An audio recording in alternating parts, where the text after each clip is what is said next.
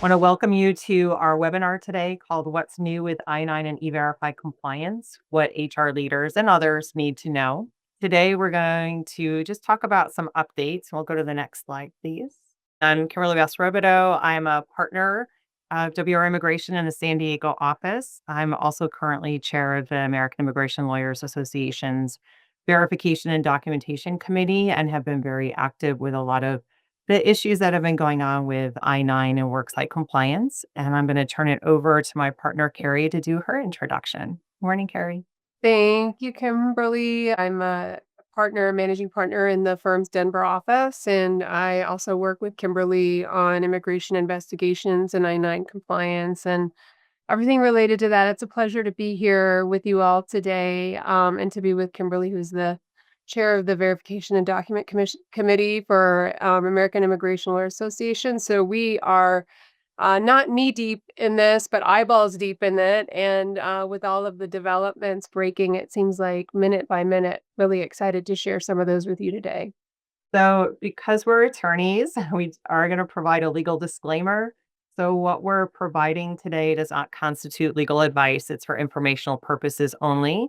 And so, for any legal opinions or questions about specific situations or cases, please schedule a consultation or speak with your counsel if you have counsel that assists you with certain visa and immigration matters, as well as I-9 compliance. And our firm, WR Immigration, has 10 offices globally. We have about 180 professionals. And our core mission is Journey Forward, which means we want to move forward with all of our clients on their immigration experiences, compliance experiences, and just move on to better technology and quality service.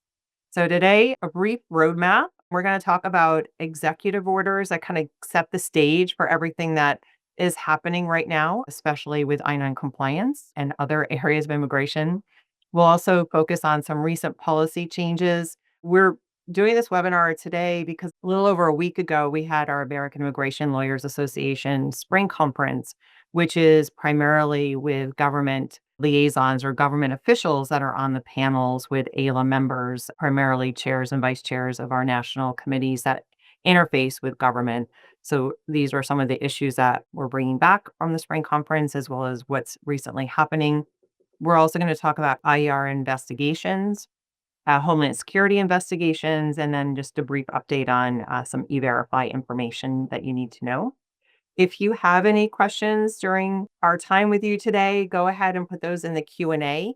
We will do our best to either weave them in with what we're presenting or call them out and answer them specifically. And if we aren't able to get to those, please feel free to reach out to us directly. So with that, I'm going to kick it over to Carrie to talk with us about the foundation, essentially, of why we're where we are today.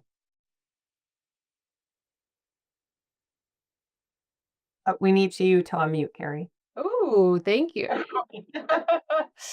Just talk to myself. As probably all know, on January 20th, there were a slew of executive orders. We had about 12 executive orders impacting immigration. And really 6 of those have a direct impact. I think one has repeated the most, protecting the US from foreign terrorists and other national and public safety concerns. And then securing our border, and some of those executive orders use the word invasion. So the whole approach toward immigration has changed. And just for context, there's really been 5 major events impacting immigration in the past 20 plus years. Starting with 9/11, we saw the dissolving of INS and the creation of DHS. We saw alien registration, which we're seeing today, and harkening back to that, we saw many, many restrictive actions implemented, justified, because of 9/11. And, some of those were very short-lived, and other ones were lasted longer, but we're really harkening back to those conditions now, under the current administration. After that, the global financial crisis of 2008, we saw restrictions more like because of internal conditions, not external conditions, and just low demand for employment-based immigration. And then, the next big event, the third big event was the first time the president was in office. And then the fourth event was COVID, which right on the heels of that. Now, right on the heels of COVID, we have the fifth event, which is the current president and re-implementing some of the things and even going deeper after 4 years of figuring out how to make a bigger impact. So we have these executive orders, and really what we're seeing is a focus on enforcement and investigations. And so, every immigration proceeding petition is an opportunity for investigation. So we'll see more requests for evidence, we'll see more site visits. We've already seen raids, we've already seen an increase in notice of inspections. And some of the things that can be done in response and to prepare are routine audits. If you audit every 3 years, maybe increase that cadence to every year. Definitely do an audit now to get ready. And we'll talk a little bit more about why in a minute. Update policies. A lot has changed over the past 5 years, and policies need to be updated to align with the current practices and in response to these executive orders. Train staff, from site visits to door knocks and raids. There are particular protocols, not a one size fits all approach. So it's a great idea to train up your reception area people, your primary points of contact when it comes to immigration, and also connect with in-house and outside counsel. And then support employees. Kimberly and I have had a lot of requests for town halls, FAQs, other types of information documents that can be shared with employees to decrease their anxiety about all of this as much as possible. Next slide, please. And so what does this mean? What is the implementation of these executive orders? Well, the Biden era immigration policies are gone, so we've had to pivot just in our daily preparation of things like national interest waivers, and also rethink how visas at consulates are processing, etc. There are task force established by the Department of Homeland Security to combat crime at the border, and really combat crime everywhere, and especially in connection with immigration. We had the February 5th Attorney General letter, which mandated the Department of Justice to prosecute immigration crimes and to use criminal statutes to prosecute so that now employers can be criminally liable. And that is a part of what we're going to talk about today. And then we're seeing mass deportations, right? Which were implemented and initiated by the revocation of TPS, Cuban, Haitian, Nicaraguan, Venezuelan parole, and what's rumored as the revocation of the Ukrainian parole, which are essentially mass self-deportations. And the tricky thing is that, employers who onboard people with those work permits now need to be careful. And we'll talk a little bit more about why that is and how to approach that in a minute. So before we get into all of that, news alert, there's a new I-9 form. We've seen so many new I-9 forms really since COVID. It seems like we have a new one every month. But a new I-9 form just came out on the 2nd. We can go to the next slide. And, the primary changes is that this administration is hearkening back to the language of yesteryear. Instead of using the word individual, they're using the word alien. So the word alien is back. So the language has changed. And instead of the word gender, they're using the word sex. So they're really hitting hard and making sure that these federal forms align with their ideological approach toward employment authorization and immigration. And the form is backdated, surprise, surprise, to the date of those executive orders of January 20th. Go to the next slide, please. So, the January 20th form. The current form has a version of May 31st, 2027, and the expiration date is effective January 20th. So this one may be in effect for quite some time. And just make sure that you're using the current version. Double check those version dates on your form and make sure it's the current one. Obviously, if you use software, you need to check with your vendor to make sure that the vendor updated the form. And also remember that Spanish forms are useful only in Puerto Rico. Otherwise you need a translator to use the English form. So with that, I'm going to turn it over to Kimberly to talk more about some of these policy changes and best practices to respond to them. Thanks, Carrie. So just a little bit on the Form I-9.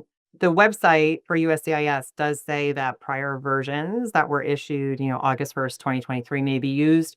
However, just in light of increased action by ICE, we are highly recommending if you're using the paper version of the Form I-9 to now use the current version, which is the one that has an effective date of January 20th on the bottom of it, using that new terminology. For web service providers, the Immigration Service gave them a little more time to actually implement that into their systems, but a lot of the web service providers have been updating furiously so that they're using this January 20th effective date version of the Form I-9. So thanks for that update, Carrie. There's a lot going on there. So just say I have a question here that do we need to re-verify using the new version or is it okay to have the 2023 version on file? So if you completed the I-9 for individuals using the August 1st, 2023 version of the form, you don't need to now complete a new Form I-9 using this new version of the form. Going forward, if you have to re-verify employment authorization or note a rehire for a name change, then use the supplement B of the current version of the form with the effective date January 20th if you're using a hard copy. All right, so let's get into some policy changes. And these are things that have happened recently within the last few weeks. And there have been updates going on. It seems like every day there's something new that's happening. So the first thing that we're going to talk about are what we've called the vulnerable categories, right? So those are individuals that have temporary protected status, which we refer to as TPS, and they can be redesignated or the programs can be terminated by the Secretary of Department of Homeland Security. So a lot of these TPS programs are in trouble, so to speak, when their designation period is coming up for an end, or even as we've seen with Haiti and Venezuela being terminated early. There's also deferred action for childhood arrivals, which is DACA. We're waiting on a court decision about DACA that should come out by the end of June. So this has a lot of concern that DACA could potentially be eliminated by the courts, but we don't have any information at this time. So DACA program stands now, and we're just waiting to see what happens. H-4 EADs, so this is the work authorization for spouses of H-1B beneficiaries. If that H-1B beneficiary is in a certain stage of the green card process, there has not been any action at this time to terminate the H-4 EAD program. It's something that we, as other immigration attorneys, are watching closely because there have been a lot of concern by various groups about H-4 beneficiaries being provided with work authorization. So just stay tuned on any updates with that.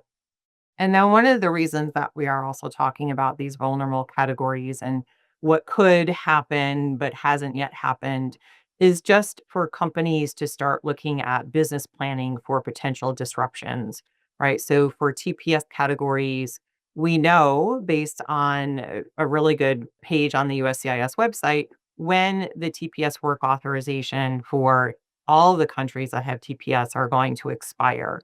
So it's a way to try to understand, when this TPS could potentially be terminated or not redesignated. And so to plan accordingly, if you may have individuals that are employees that are working based on TPS. So for instance, right now, the Afghanistan TPS ends on May 20th of 2025. And we haven't seen an official Federal Register notice. At least it wasn't released this morning when we did our final revisions to this. But our understanding is that Secretary Noem is going to end the program. So for individuals with Afghanistan TPS, they might lose their work authorization on May 20th. With respect to TN holders, we have a question as to whether or not they're vulnerable categories. The US Mexico Canada agreement is still in play. We haven't heard anything to lead us to believe that the TN category is vulnerable at this time. So, next slide, please. All right, we're going to start with Venezuela TPS. So, back in January of 2025, Secretary Mayorkas redesignated two Venezuela TPS programs, the 2021 and the 2023 program. They essentially put them all together under a redesignation and extended the work authorization until October of 2026. Then DHS, with Secretary Nome, rescinded that January 17th policy redesignation that was issued under President Biden. And so it clawed back that October 2nd, 2026 extension. And then a lawsuit that was filed on March 31st, the court issued a postponement of the Venezuela TPS setback. And then what that essentially did is it brought us back to interpreting TPS for Venezuela based on the January 17th notice. It's really confusing because there was movement in January, and then at the end of February, beginning of March, it was clawed back, and then there was a lawsuit. So we're still in a lawsuit phase right now for Venezuela TPS. But as it stands right now, TPS individuals, when they're issued an EAD card, the category code on that EAD card is A12 or C19. So for any EAD cards that have a category code of A12 or C19, and if their card expires date is listed as September 10th, 2025, April 2nd, 2025, March 10th, 2024, or September 9th, 2022, those EAD cards and work authorization are automatically extended until April 2nd, 2026. Okay, and the notice that came out on March 31st from the court was very timely because the Venezuela TPS was set to expire on April 2nd. And then USCIS issued notification on April 2nd that confirmed that TPS for Venezuela is extended until April 2nd, 2026. If an individual is eligible for an extension beyond April 2nd, 2026, they must have an EAD card plus an I-797 receipt notice with category A12 or C19. And those combined documents will allow them to be eligible for an extension of their work authorization under TPS for up to 540 days. But it's no later than October 2nd, 2026, which is the date that the redesignation for Venezuela TPS expires. There's a lot of information there for Venezuela TPS. If you're wondering, who's extended and who's not, I would refer to the information that we have on this deck. And there's also information on the USCIS website that explains this. Kimberly, just to be clear, the current status of Venezuelan TPS, that it's still it implemented and valid, is based on a court order. Is that right? That's right. Okay. So, depending on how that litigation goes, will be the final sort of decider of whether or not Venezuelan TPS continues to be valid. Is that right? I mean, there was a court order that said that the declaration made by the Secretary of Homeland Security was reversed. USCIS provided guidance on their website on April 2nd that confirms that the TPS for Venezuela is, in fact, automatically extended until April 2nd, 2026. Individuals may now submit their redesignation or request for designation for Venezuela TPS.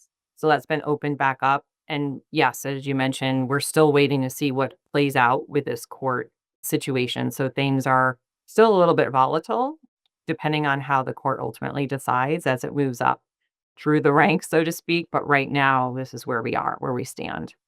So it's very much in flux. Very much important to keep up with the breaking news with all of these different work permits. Yep. So we'll move on to our next one, which is Haiti TPS. So on February 20th, the Department of Homeland Security rescinded the redesignation that was issued by the Biden administration way back in July of 2024. And for some of you who may have employees that are employed based on Haitian TPS, that June 30th was full of angst, waiting to see if the government was going to redesignate Haiti. So there was a lot of there, like I said, there was a lot of anxiety at June 30th, of the end of June, for Haiti TPS. And then Secretary Nome rescinded that redesignation and stated that Haiti TPS was only going to be valid until August 3rd of 2025. So it was extended for 12 months as opposed to 18 months. There was a lawsuit filed against the government with respect to this rescission of the redesignation for Haiti TPS. And this lawsuit was mentioned directly in the Venezuela TPS lawsuit. And the judge told the government and the parties to the litigation to discuss Haiti TPS. So we don't have a formal ruling on Haiti TPS right now. That's still in the courts right now. And it's actually with the two parties. So right now, TPS for Haiti will expire on August 3rd of this year, 2025. Stay tuned for an update with what happens based on that litigation. So that's where we are with Haiti TPS. Next slide, please. We have Afghanistan and Cameroon TPS. So these are the countries whose TPS are next up for expiration. So Afghanistan TPS ends on May 20th. There's an auto extension of Afghanistan TPS until November 20th of 2024, but not the work authorization. And then Cameroon TPS work authorization expires on June 7th, 2025. There has been notice provided by the administration that the TPS designation for Afghanistan and Cameroon are not going to be extended, but we haven't received anything that's been published in the Federal Register or an official announcement. So again, hate to say it, but stay tuned for an update on the TPS for these two countries. Individuals, whether they be Haiti or Venezuela or Afghanistan or Cameroon, they might have alternative work authorization. So as an employer, you would be required to re-verify their work authorization before the current one expires, but no later than the last day of their work authorization. And those individuals might already have some other type of work authorization. For instance, if they have an asylum application pending, or maybe they got married to a US citizen and have a pending green card case with work authorization based on that pending adjustment application. There are all different options that could lead to alternative work authorizations for these individuals. So keep in mind that when you do your re-verification of their work authorization, they could be able to provide an alternative List A or List C document to show current work authorization. We have kind of a related question. It says if an employee was continuing work, but his work authorization changed, for example, from H-1B to H-4 EAD or H-4 EAD to GC or H-1B to GC, then we have to do e-verify again for him with the new work authorization. So you have to re-verify this employee when their work authorization expires on their I-9. And it brings up a good point because when you need to pay attention to when the work authorization expires, whether it be via, revocation or termination of TPS, or based on the expiration of the EAD, that is when you would want to go in and re-verify. And there's also, if you're sponsoring an individual as an employer from H-4 EAD to H-1B, if you have that knowledge that that person's work authorization has expired, then you would update the Form I-9 using Supplement B re-verification at that time. Same thing if you know that someone has now been approved for permanent resident status, especially if you're the employer that sponsored them, you would want to update and re-verify their work authorization at that time as well. It's based on knowledge, as well as, the date of expiration, as Barry mentioned. Right. So next slide, please. We're going to talk about Hong Kong, deferred and forced departure. So back in February, Hong Kong DED was extended from February 5th 2025 until February 5th, 2027. However, the work authorization for Hong Kong DED was not extended. And there was a notice on the USCIS website that specifically said the work authorization was not extended. Then on April 3rd of 2025, USCIS announced that the work authorization for Hong Kong DED was being extended.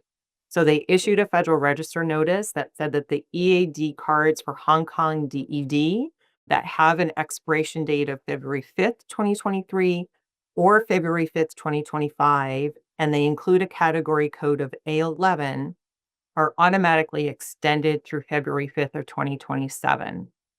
Note that there still is a gap in work authorization from February 6th until that Federal Register notice about the work authorization was issued on April 3rd. So technically, those individuals, if they did not have any other means to work other than Hong Kong DED, then their work authorization was essentially invalid between this period of time. There might be an argument to make that it's retroactive, but that's something to talk to counsel about on a case by case basis. So that's DED for Hong Kong. And then we're going to move on to the CHNV parole programs. So CHNV refers to Cuba, Haiti, Nicaragua, and Venezuela. They were all issued parole programs shortly after the United for Ukraine parole program was implemented. And so these programs all have individuals from all these different countries that were issued parole at different times based on when they entered the US. And then they obtained work authorization that have all different expiration dates, again, based on when their work authorization was issued to them. However, there was an announcement by Department of Homeland Security back at the end of March that said that the parole for CHNV programs was being revoked as of April 24th of this year. That notice that was issued by DHS had some contradictory information about when the EAD work authorization would expire. Was it automatic upon the revocation of the parole, or did the individual have to receive direct notice from the government that their work authorization was going to expire? A lot of confusion. There are a lot of discussions by attorneys just trying to understand what this notice said because there was contradictory provisions. Then we started hearing about individuals who were receiving notices revoking their parole and work authorization. Some individuals received notices saying that they had 15 days before their work authorization and parole was going to be revoked, with essentially a deadline of April 13th. How this is all playing out right now is the latest and greatest. So on April 10th, the district judge noticed that she would issue an injunction on the essentially revocation of the CHMB parole program. That was on, as I mentioned, April 10th. Nothing came out officially on Friday the 11th, but then last night, April 14th, there was an order issued by the district judge stating that this class was certified. So the class being those individuals that have a benefit under CHMB parole programs. And then an injunction was issued on the revocation of the parole programs, as well as a revocation of the work authorization. So now the CHMB parole programs do not automatically terminate on April 24th. The order specifically stated that individuals who received notification that their parole was being revoked under the CHME parole program and this notice issued by Department of Homeland Security, that those can be essentially ignored. That's where we stand right now as of last night. So what are employers, to do, how to get ahead of this? If you know who in your workforce has work authorization under CHNV, their work authorization right now is not terminating on April 24th. But if an individual comes to you and says that they have, a parole program that's been terminated, it's best to talk to counsel, especially given this latest August 14th order that was just issued last night. And then know in advance who in your organization might be the vulnerable individuals who could potentially lose their work authorization, as if the revocation does in fact get upheld by a higher court. So Carrie, do you have anything to add on that one? I know it's really a lot of back and forth right now and a lot of uncertainty. Yeah, I just think that, employers can sigh maybe just temporary relief, but right now there is no revocation of work authorization under these programs, and individuals can continue to work based on their EADs, and their status hasn't been revoked.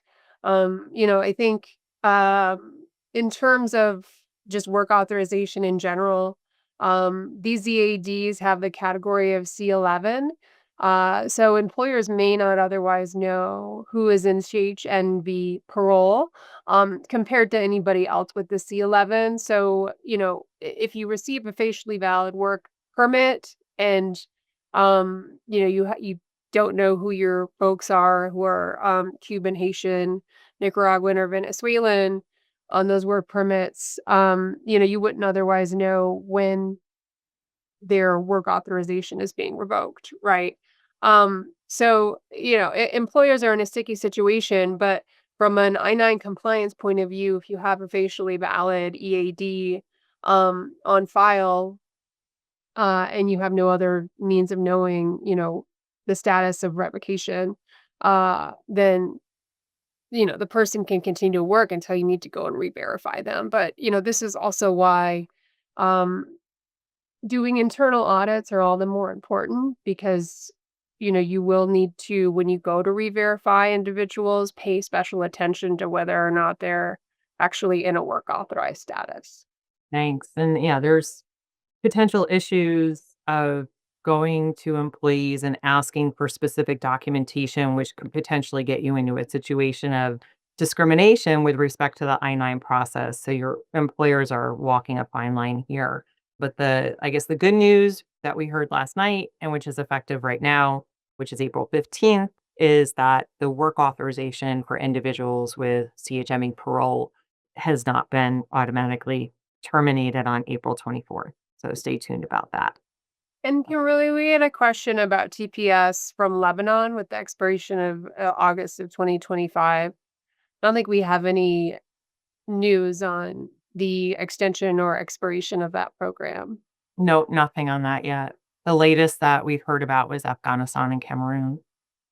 Yeah, so one more to keep in mind, and see how that plays out. So with other parole programs, right? So parole is discretionary that's issued by the government for individuals to enter the United States to be here and some type of lawful status. And we've had situations where individuals, specifically or primarily those who entered at my part of the US, which is at the southern border, they came into the US using the CBP One app. So essentially, individuals who were seeking entry into the United States did so by means of scheduling an appointment using the CBP One app. They were inspected and then granted parole and allowed to enter the United States. There were actually reports in the news and various news agencies that mentioned that individuals were receiving notifications that their parole was being revoked based on the parole issued under the CBP One app.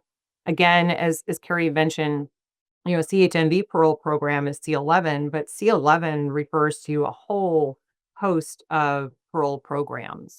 So it's just by the category C11, we don't know what the underlying parole program is. So individuals who have had their parole and work authorization revoked, if they were issued that work authorization based on the CBP One app, those individuals are receiving notifications. There's nothing that we're aware of in terms of a class action. It's all on an individual basis. So an employer does not have specific knowledge that an individual's work authorization has expired based on the C11 category if it was, granted under the CBP One app, unless that employee provides information to the employer. So that would be, actual knowledge, and an employer would be required to take action to determine if the individual has alternative work authorization, if the employer is notified by the employee that their parole under the CBP One app has been revoked. So that's something to be aware of. Not all of these individuals are still on the southern border, right? A lot of people came through the southern border, were issued parole, and have since dispersed throughout the US. So that's where we are right now with the other parole programs. And then the last that we are going to talk about under the vulnerable categories or vulnerable populations is with respect to the F1 students. And so that's on the next slide, please. And I'm assuming that a lot of people have heard of what's happening with the F1 student visa revocations. So at the end of March, there was word that the State Department was revoking the visa stamps of F1 foreign students. A revocation of the visa stamp doesn't directly say that the person has to leave the United States. It means that the next time they leave the United States, they have to apply for a new visa at a consular post abroad in order to be admitted back into the US. However, the government went one step further, and ICE was going into and still is going into the SEVIS programs and revoking F1 student status or terminating the F1 student status, including curricular practical training, optional practical training, and then the STEM optional practical training. All of this was being done via the SAVP portal that the designated student officials at the universities usually control. So these DSOs were unaware that the students' F1 status and work authorization was being terminated. So some of the DSOs, and then I'm sure by now, all of the DSOs have been running reports to find out if individual status have been terminated. And then they were notifying the individuals because in many circumstances, the individual foreign students were being notified directly by ICE. So what that means as an employer, you don't know if an F1 student status has been terminated unless you are informed by the student typically that their status, including their work authorization, has been terminated. So by last counts, Carrie, I think it's well over 1,000 students. I think 4,000 is what I've heard lately that have been notified that their status was terminated. So we have students with options of filing a lawsuit, essentially getting a temporary restraining order that will then allow them to continue to go to school, continue to work. They might leave the United States or they might request reinstatement. So these individuals are encouraged to work with counsel in order to determine what is the best move and strategy for them. And then from an employer obligation perspective, there's no employer obligation to affirmatively go and ask your individuals that have CPT, OPT, or STEM OPT if their status has been terminated. But if that individual notifies you that their status has been terminated, you do need to take action with respect to terminating their work authorization if they have no alternative. So those are the latest and greatest. I'm going to turn it over to Carrie moving to the next comment or the next slide. Yeah, I just on the student visa revocation, like you said, Kimberly, there's thousands now that have been where the SEVIS has been terminated. We started with about 300, I want to say 3 weeks ago, probably 2 weeks ago. And then at the end of last week, we saw a surge of terminations. And we're seeing the terminations primarily because of criminal record, including simple DUI, even DUI cases that have been dismissed. So I think any arrest of a student will trigger a termination of SEVIS. And that also includes individuals who are being monitored for surveillance on social media handles or political ideology and expressing political ideologies on social media. And something as minor as failing to have registration for their vehicle, and some individuals who are direct victims of crimes have been notified as well. There's no criminal arrest on their part or criminal conviction, but rather they're the victim of a crime. So it doesn't seem like the administration is really looking at these thoroughly on a case-by-case basis, but rather just a broad implementation. Right. And this is we're seeing this impact OPT, STEM OPT and CPT. It is typically F1 visas are personal or individual, but employers are being informed. We are seeing that these folks are informing employers, and then the question is how to support, whether to support in, what are the next steps forward for these folks. So especially if, for example, they were the victim of the crime rather than a perpetrator of the crime, um, that's a different webinar. So let's go to IER investigations. Um, Kimberly mentioned that employers need to be careful about reaching out to employees outside of the employment authorization re-verification period and asking for documents. And the reason is because the Immigrant Employee Rights Investigation section of the Department of Justice is charged with handling citizenship and national origin discrimination. And so, in those instances, if an employee thinks that they're being unfairly singled out, they can file a claim with the Department of Justice. The primary prohibited discriminations and the areas that are prosecuted by the Department of Justice under the Immigrant and Employee Rights section are citizenship or immigration status discrimination, national origin discrimination, unfair documentary practices, and then retaliation for discrimination. So, under the last administration, we were seeing prosecution and investigation in connection with national origin discrimination and labor exploitation by the Department of Justice and the Department of Labor. Under this administration, we are likely to see a shift for prosecutions for discrimination against U.S. citizens. And so the IER investigates both sides of the coin, right? And then under the prior administration, under this current president, we saw this manifest in a variety of different ways. We can go to the next slide. Um, Advanced, yeah. So essentially the way that these are triggered is typically via complaint. A disgruntled employee they have a hotline. I think you can submit a complaint via email or online. And actually these complaints are also the cases are published once the investigation concludes. So you can go on the Department of Justice IER website and look and peruse it, when you have a few hours on your Saturday. Um, uh, Fun. yeah, and see see what type of cases are being processed.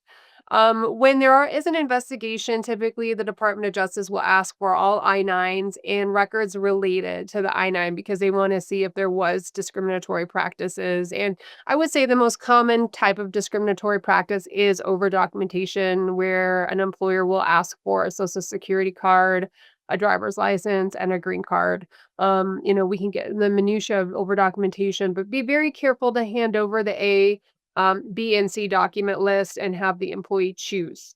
And then DOJ will interview employees, managers, et cetera, about the onboarding practice, the recruitment practice, and the termination practice to ascertain whether there's discrimination, whatever kind of interceding potential immigration practice as well. Investigations can last a couple of months or years, and Department of Justice will draw these out. And you may not think the case is still open, but then you'll get a letter and surprise, surprise, the case hasn't been closed out. So if you have an open case, it's not closed out until you receive a conclusion letter. So we can go to the next slide.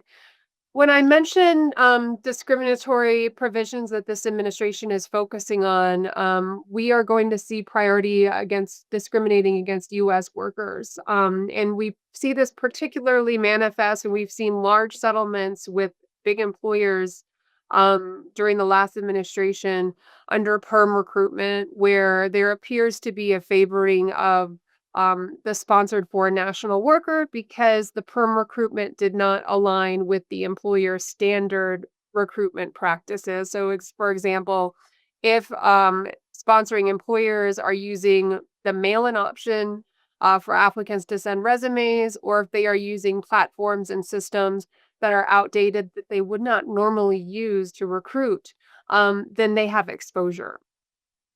So, it's a good time right now to look at your perm recruiting processes, your perm practices, and make sure that they align with your standard practices as closely as possible. They're not going to perfectly fit there because you still have to recruit in newspapers in those classifieds.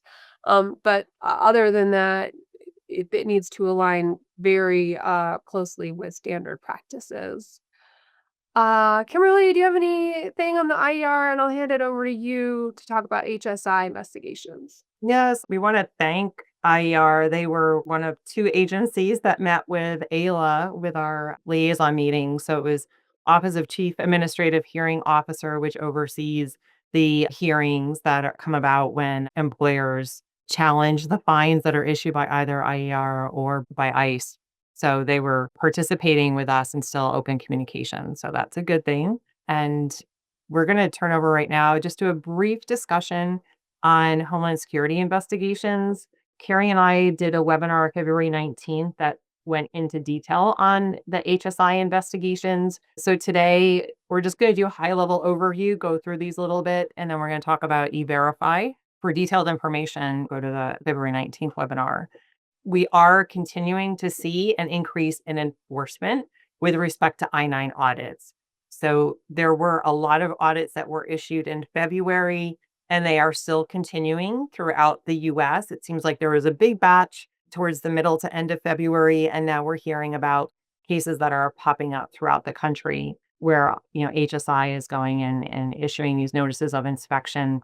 We've also heard about HSI auditors or agents that are going door to door to some employers and providing them with a flyer on Image, which is the program that ICE tries to get employers into in order to have them enroll in E-Verify. ICE does an audit of their I-9s and tries to essentially provide them with a quote unquote safe harbor. But there has been definitely more knock and talks that we've been seeing throughout the country, and that is specifically where someone primarily from HSI is knocking on an employer's business, asking to talk to them about their I-9 practices, and or issuing the Image flyer. So as we see increased enforcement, and we are seeing these in targeted industries such as manufacturing, construction, staffing entities, janitorial companies, those are the ones that we primarily have seen a higher incidence in.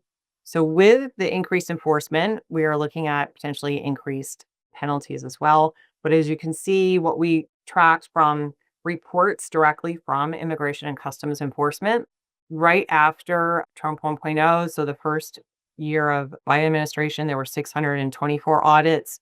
Then it decreased to 301, and then it decreased further to 264. Prior to that, in March of 2020, the prior Trump 1.0 administration had actually issued over 6,000 or close to 6,000 audits. It was just shy of 6,000. But they still collected fines of about the same amount based on, just under 6,000 audits and, the 200 between 200 and 600 audits. So it definitely is more focused on fines. So with that, we're going to talk about I-9 penalties. With the Form I-9, if employers essentially quote unquote violate the law, so if there are mistakes on the Form I-9, whether they're technical or substantive mistakes, those mistakes are subject to civil fines that are increased every year. There's also potential for criminal penalties as well as debarment from government contracts. And then what goes along with I-9 penalties, if there's an IER investigation, a company might be issued a court order requiring payment of back wages or actually requiring the employer to hire the individual who is discriminated against. Our civil penalties, the current fine is between $288 and $2,861 for the first offense. For substantive violations or uncorrected technical errors, essentially the government, looks at the percentage of I-9s that had errors, and they determine the fine for each I-9 based on that percentage. So if a company has 50% or more of their I-9s with substantive or uncorrected technical errors, they're going to be closer to the $2,800 per Form I-9 for violations. So the next slide, please. These are criminal penalties. As Carrie mentioned, there's a higher concern with criminal penalties, especially given the Attorney General's memo from February 5th. So employers or individuals acting on behalf of the employer can receive a fine of up to $3,000 for each unauthorized alien. We're going back to the old terminology, or up to 6 months in prison if there's a pattern and practice of hiring or employing individuals that don't have work authorization. And then along with this comes the concern about harboring. And so, what is harboring? So, harboring basically includes hiring or continuing to employ a person where an employer knows or recklessly disregards the fact that the individual is quote unquote an illegal alien. So, someone who is not authorized to work in the United States. This can also lend over to a situation where an employer is using a contractor and the employer knows that that contractor doesn't have authorization to work in the US, or is working with a contracting agency and knows that that contracting agency is using individuals who are not authorized to work in the US. So there's criminal felony violations for harboring. One of the more recent newsworthy cases was with Abby's Bakery, which also the owners also own Dolce's Cafe in Texas, where there was an ICE raid of that organization and the owners were charged with criminal violation. They were actually putting up the individuals who were undocumented in another area of that plaza to essentially house them. So next slide. With all this concern about harboring, as we recommend, do an internal audit more often than you normally would. So instead of, every couple of years, you might want to do it every year just to make sure that you have I-9s on file for all employees, that you update your I-9 policies and processes, especially given all the new information that's been coming out with the new Form I-9 and the various processes that are happening with the termination of TPS. Make sure you train all the employees that are touching the I-9 process, and then make sure you have a clear process in the event that HSI comes knocking on your door. The next slide was just talking about internal audits. And if you're a larger organization, I know you probably have a lot on your plate. Small organizations as well, where one person wears, many, many hats. So look at the purpose of the audit. Is it for government purposes or is it internal? If it's internal, take a look at, well, let's just do a subset. Let's take 10% of the forms I-9 and see how we're doing with those rather than doing all of the I-9s because you might not have enough time. Communicate with employees that there's an internal I-9, especially if you're going to need to reach out to the employees to update section 1 of the Form I-9 or to do re-verification. And as Carrie mentioned with IER, avoid discrimination and retaliation in this process, and then make sure that you have some type of defined process and procedure for correcting errors or omissions that you find on your I-9 audits. I just went through that super fast, so I'm going to turn it over to Carrie to do just our update on E-Verify. We do have a question about F1 OPT or CPT revocation. The question is it correct that they can legally stay and work and study while requesting reinstatement? And I think the answer is that the I-20 is terminated. So is the work authorization incident to that. So they shouldn't work. And they can stay.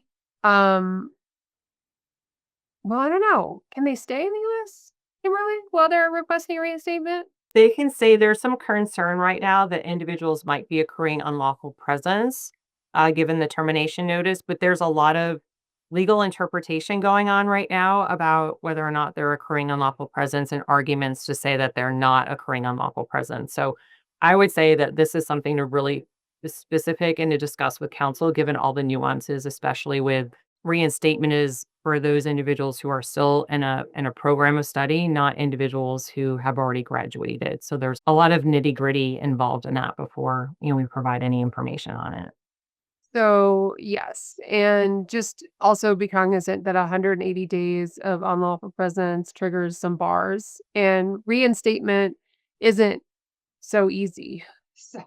So yeah, these are definitely questions. If the individual has another type of status, like a pending H-1B or adjustment of status, then that's a different story. But yeah, reinstatement and the status until reinstatement is unlawful, essentially.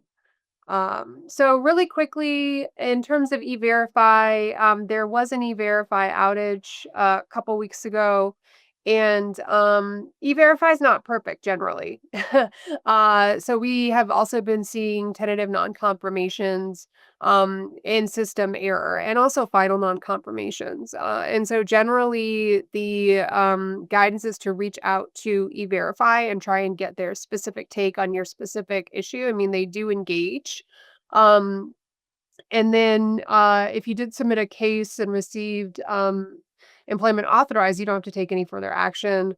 But if you receive a final non-confirmation, on one of these erroneous cases, you should go in and create a new case, and try and in the system indicate, that the case is being created late for a particular reason because you got an erroneous result. But again, E-Verify will engage. Sometimes it takes time to get through to them. But if you have a particular situation, it's best to reach out and get guidance and or work with outside counsel on that. I have had a couple of cases where there was a final non-confirmation and the employer needed to go in and create a new case, because that of erroneous final non-confirmations, which I think are on the uptick recently. State laws, we can go to the next slide very briefly. I think we're already over time, but just know that certain states mandate E-Verify. For example, there's a new law in Illinois that has an additional notice requirement to the employees in connection with some E-Verify compliance and audit. So just be aware, we are also seeing state audits. So state agencies reaching out and doing E-Verify audits. So be aware of that. Be prepared for an E-Verify audit. Run your own audits every once in a while and make sure to respond to desk audits. Um, we have some resources up on the screen. These are publicly available. Kimberly and I use them all the time. So what we use, you use. And definitely reach out to us. I think we might have some questions and answers, but we are over time. Um, so thank you so much for joining us today. Have a great rest of your week. Thanks, everybody. Thank you.